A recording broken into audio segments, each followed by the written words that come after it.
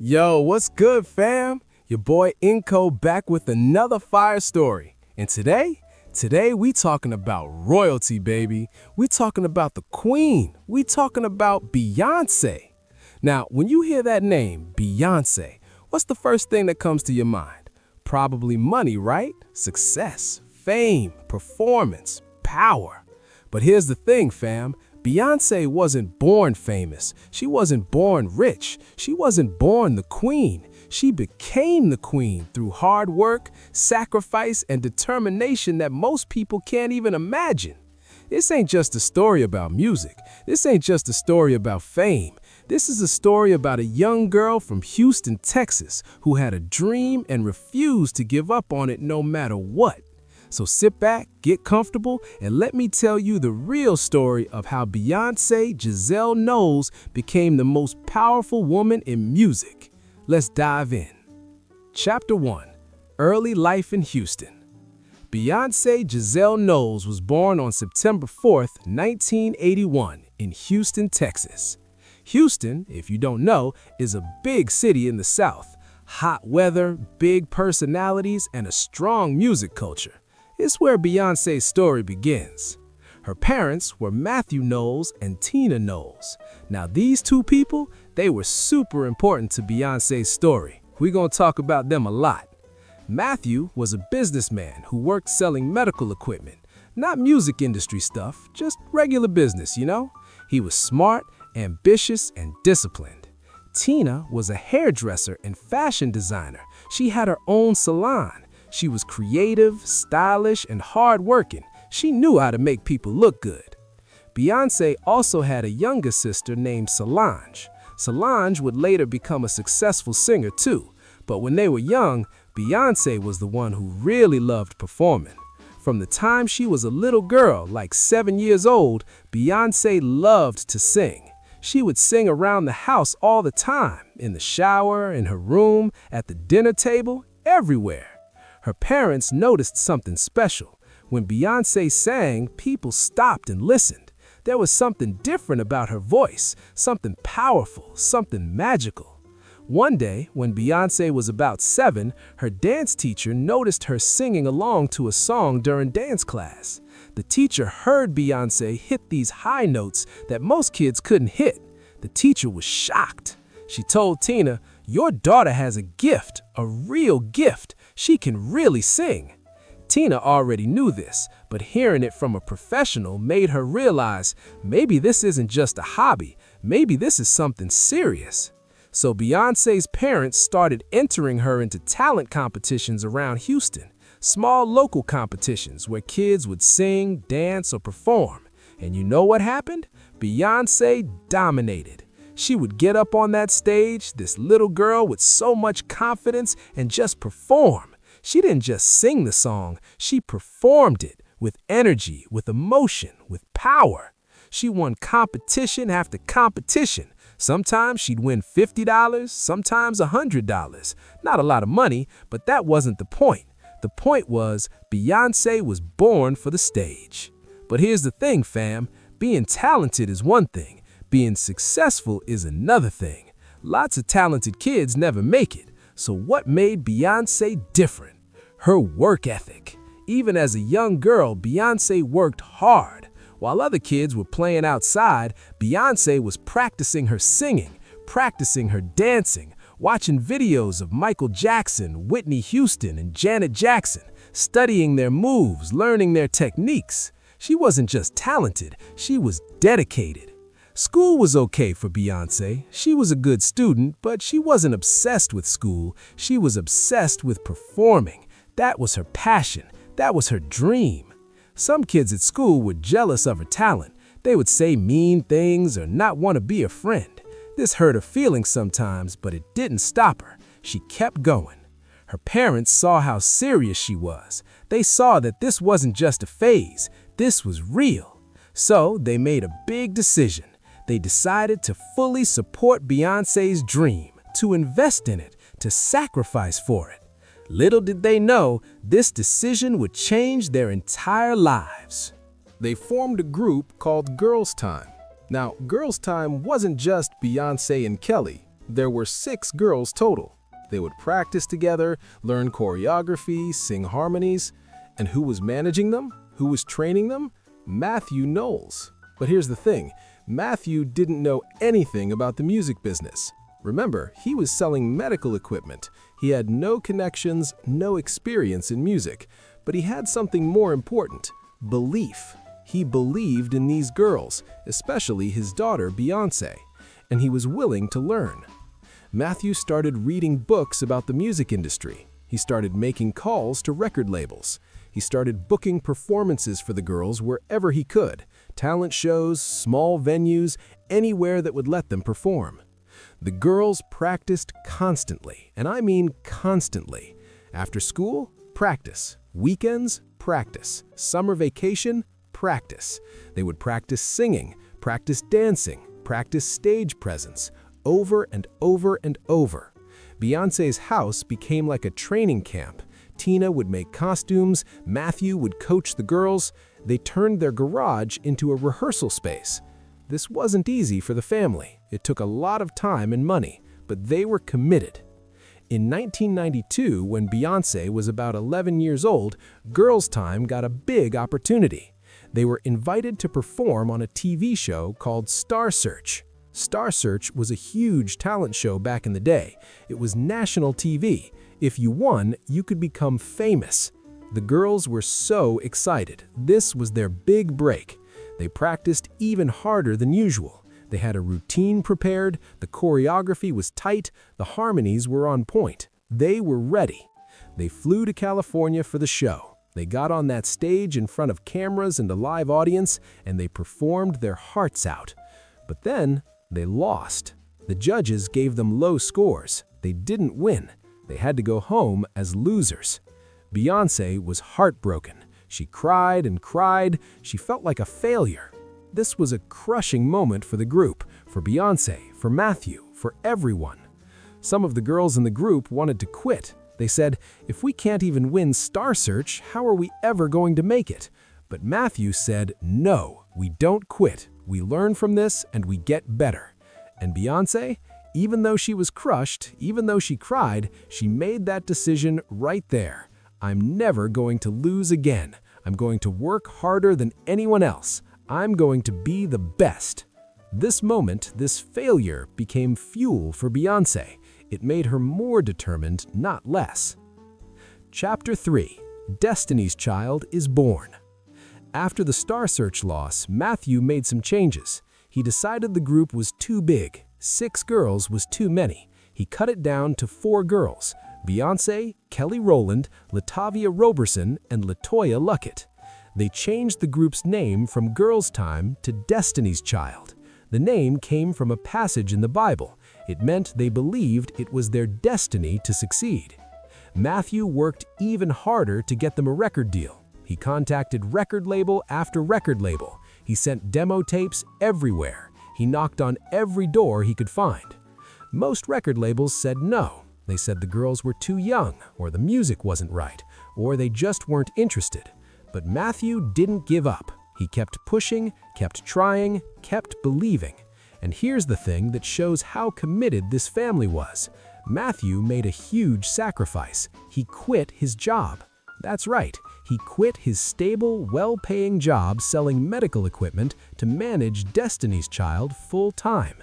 This was crazy risky. He had a family to support, bills to pay, but he believed in the girls so much that he was willing to risk everything. Tina supported this decision. She started working more at her salon to help support the family. She would work all day doing hair, then come home and make costumes for the girls at night. The whole family was all in. They practiced at Beyoncé's house for hours every day. Matthew was tough on them, really tough. He would make them run laps to build stamina. He would make them practice the same dance move 100 times until it was perfect. He would make them sing the same song over and over until every note was right. Sometimes Beyoncé would cry because it was so hard. Sometimes the other girls would want to quit, but Matthew pushed them. He would say, if you want to be the best, you have to work like the best. Michael Jackson practiced all day. Whitney Houston practiced all day. If you want to be like them, you have to do what they did. This went on for years, from 1992 to 1997. That's 5 years. They practiced and worked and tried to get a record deal. Finally, in 1997, they got their break. A record label called Columbia Records signed them. They were going to make an album. They were going to be real recording artists. Beyoncé was 16 years old. She had been working towards this moment for almost 10 years, half her life. Chapter 4: The Breakthrough. In 1998, Destiny's Child released their first album. It was called Destiny's Child. The album did okay. Not amazing, but okay. It had one hit song called No, No, No that got played on the radio. People started to know who Destiny's Child was, but they weren't superstars yet. They were just another girl group trying to make it. Then, in 1999, they released their second album, called The Writings on the Wall. And this album changed everything. The album had hit after hit after hit. Bills, Bills, Bills, hit. Say My Name, huge hit. Jumpin' Jumpin', hit. These songs were everywhere, on the radio, on TV, in the clubs. You couldn't escape them. Destiny's Child went from being another group to being one of the biggest groups in the world. They were winning awards, they were performing on big TV shows, they were touring, they were famous. And people started noticing something. Beyoncé was the star of the group. She had the strongest voice, she had the most charisma, she had the most stage presence. When Destiny's Child performed, your eyes went to Beyoncé. This caused some tension in the group. The other girls felt like Beyoncé was getting all the attention.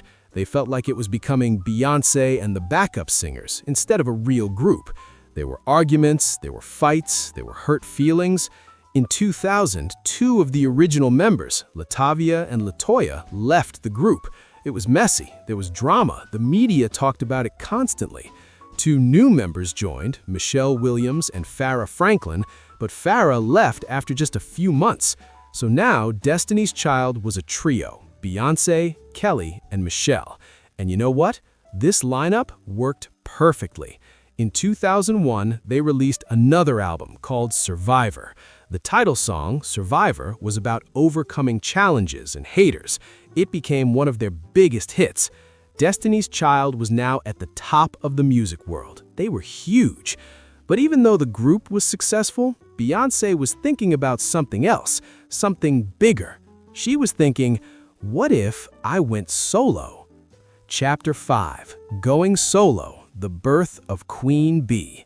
In 2003, Beyoncé made a huge decision. She decided to release her solo album.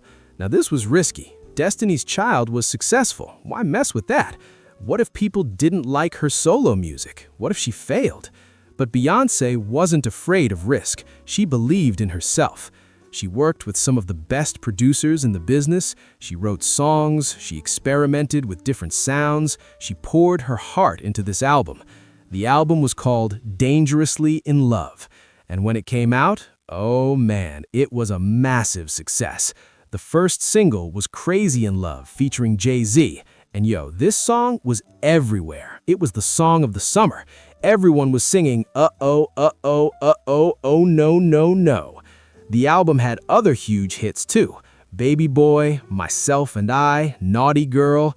Beyoncé won 5 Grammy Awards for this album. 5! She proved that she didn't need Destiny's Child. She could be a superstar on her own. But here's what's interesting. Beyoncé didn't abandon Destiny's Child. In 2004 and 2005, the group released another album and went on tour. Beyoncé stayed loyal to her group. But everyone knew Beyoncé was becoming something special, something different, something bigger than just a member of a group. Over the next few years, Beyoncé released more solo albums. B-Day in 2006, with hits like Irreplaceable and Beautiful Liar. I Am Sasha Fierce in 2008, with Single Ladies, Put a Ring on It, Hollow, and If I Were a Boy.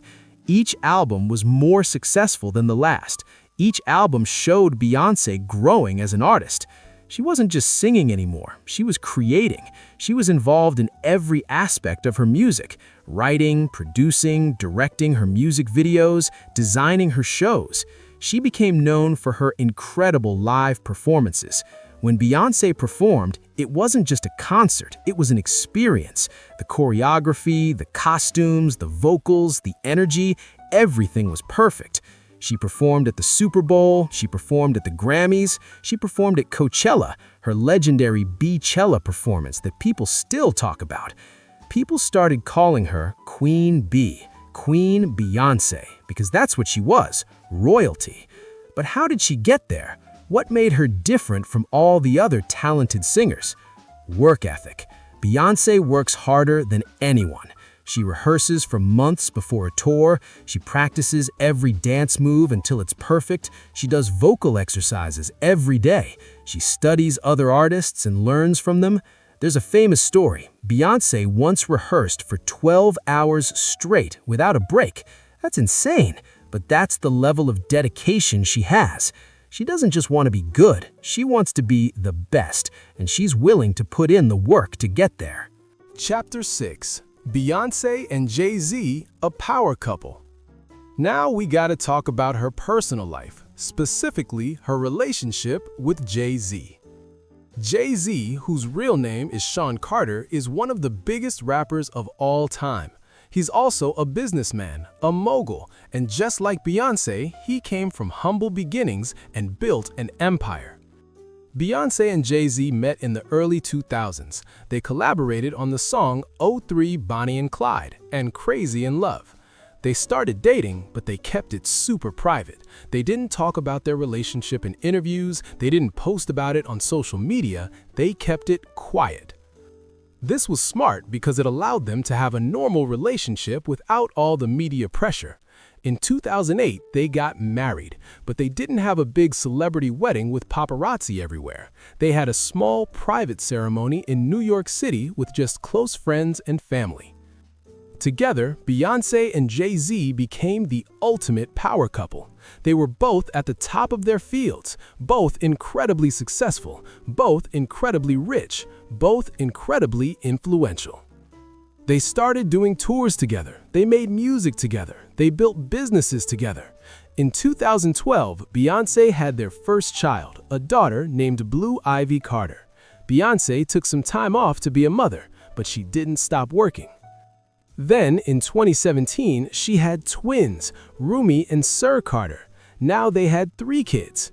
But here's the thing, having a family didn't slow Beyoncé down. If anything, it made her more powerful. She showed the world that a woman can be a mother and still be the biggest star in the world. She can have kids and still perform at the highest level. She can be a wife and still be independent and powerful. But being a power couple isn't always easy. Beyoncé and Jay-Z had some problems in their marriage. Jay-Z cheated on her. This was heartbreaking for Beyoncé. But instead of hiding it, Beyoncé did something genius. She turned her pain into art. In 2016, she released an album called Lemonade where she talked about the cheating, the pain, the anger, and the process of forgiveness and healing. The album was powerful, it was honest, it was raw, and people loved it. It showed that even Queen B has struggles. Even she goes through pain, but she doesn't let it destroy her. She uses it to create something beautiful.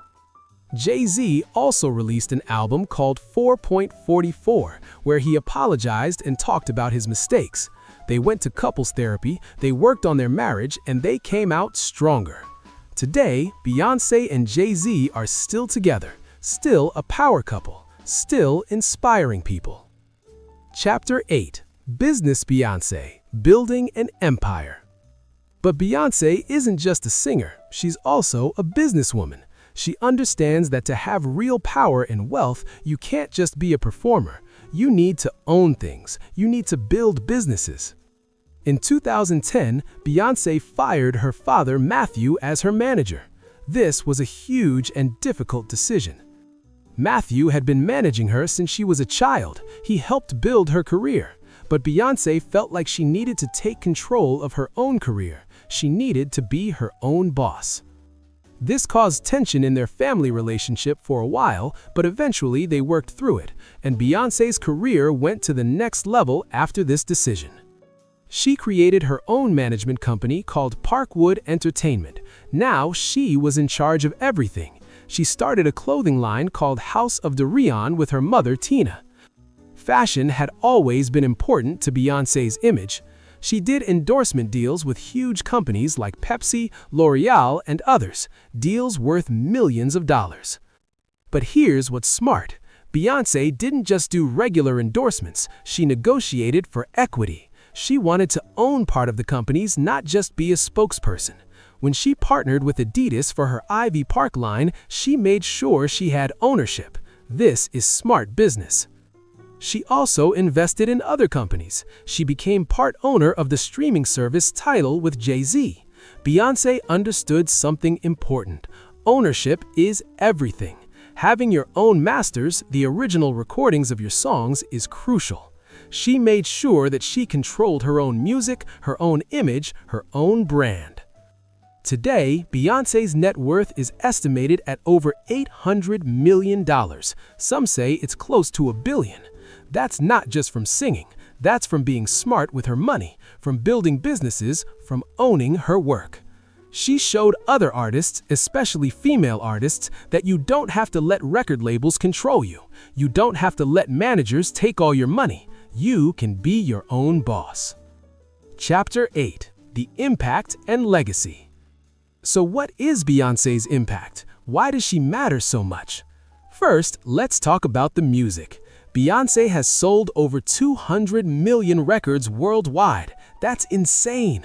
She has won 32 Grammy Awards, the most by any artist in history. She's had countless hit songs that have defined generations. But it's not just about the numbers, it's about the influence.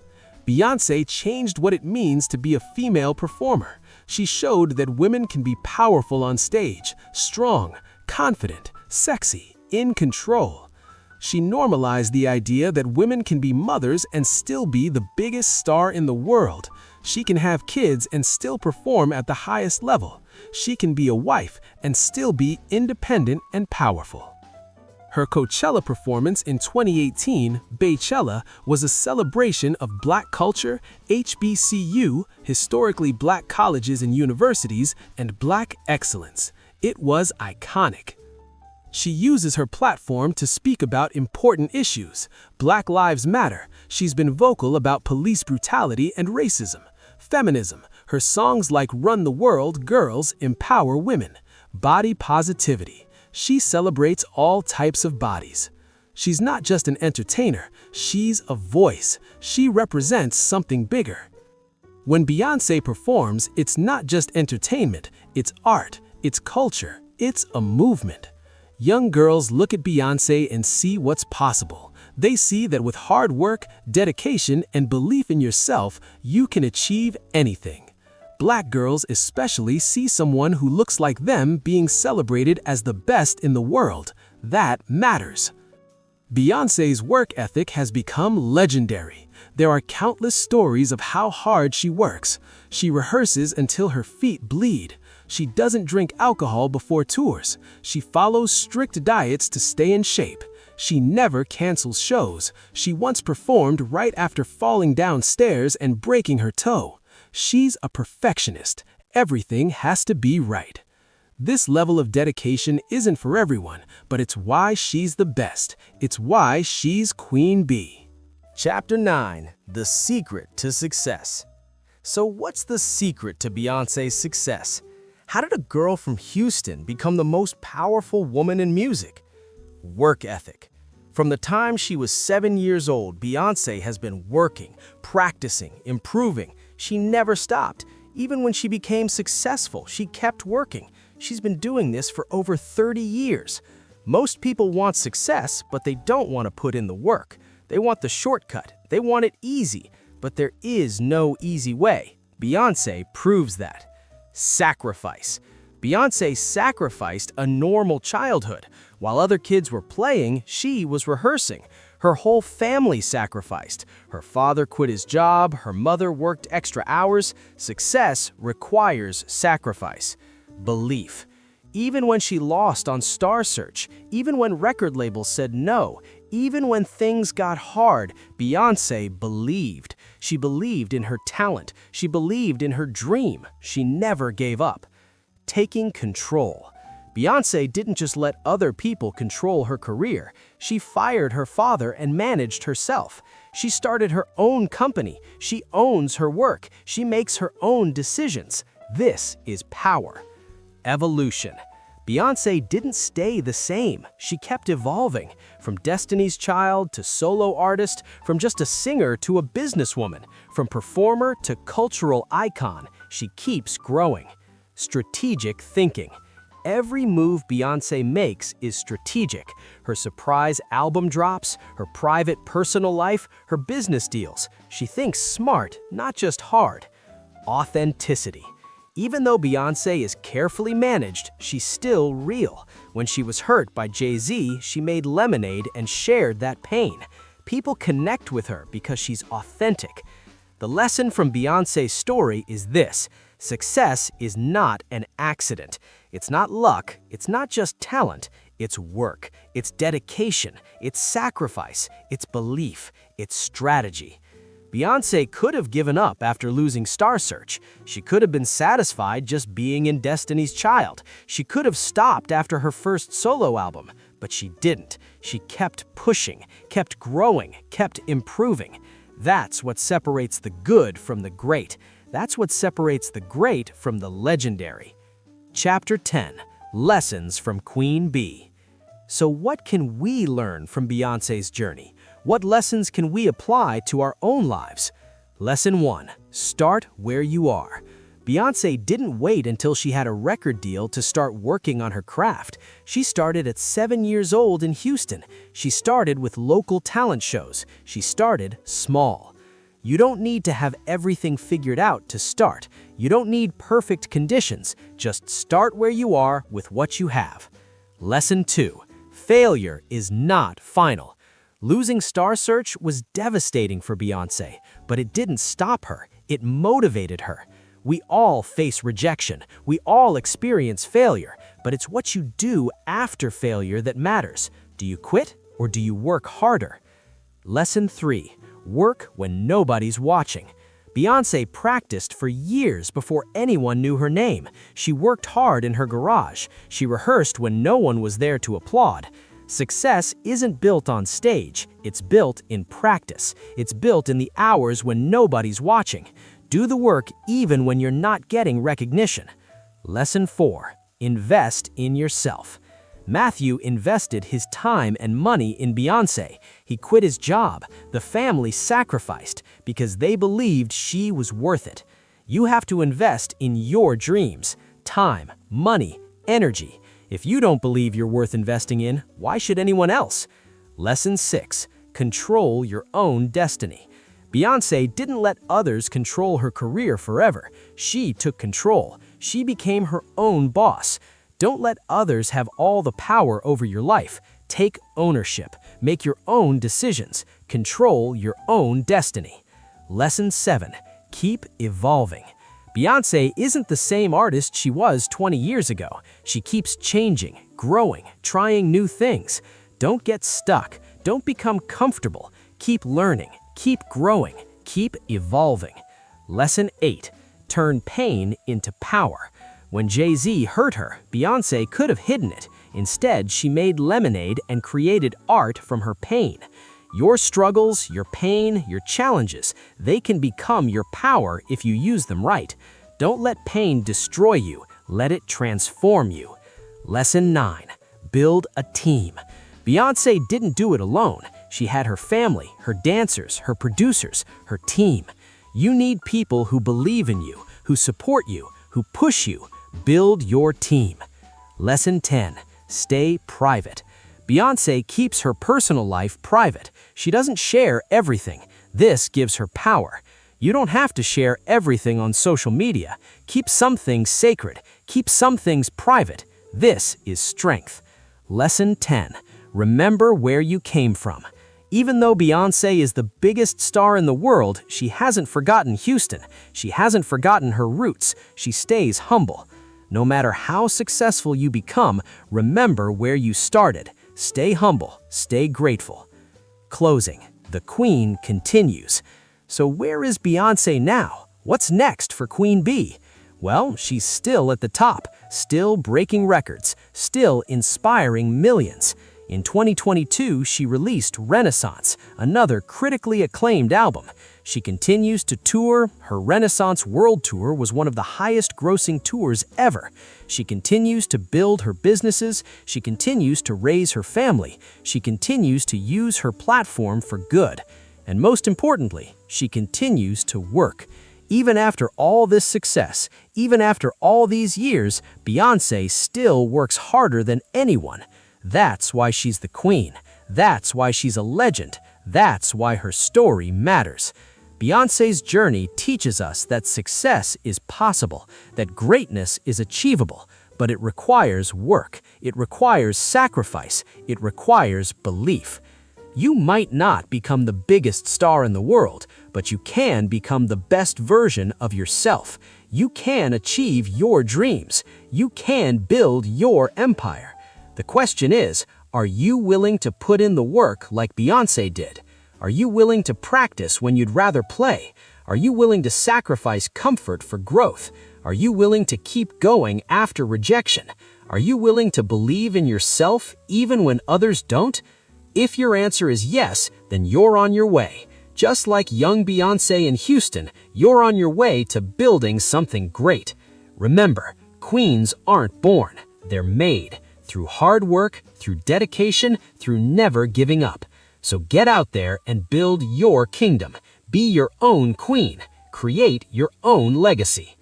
All right, fam, if this story inspired you, if it motivated you, if it made you see what's possible, do me a favor. Hit that like button, smash it. Leave a comment telling me what part of Beyoncé's story resonated with you the most. Subscribe to Inco English channel for more inspiring stories about people who achieved greatness. And share this video with someone who needs to hear it, someone who has a dream, someone who needs motivation. Remember, you have one life. Make it count. Work hard, dream big, and never, ever give up on yourself. This is your boy Inco signing off. Stay blessed, stay motivated, and remember, you are worthy of greatness. Peace.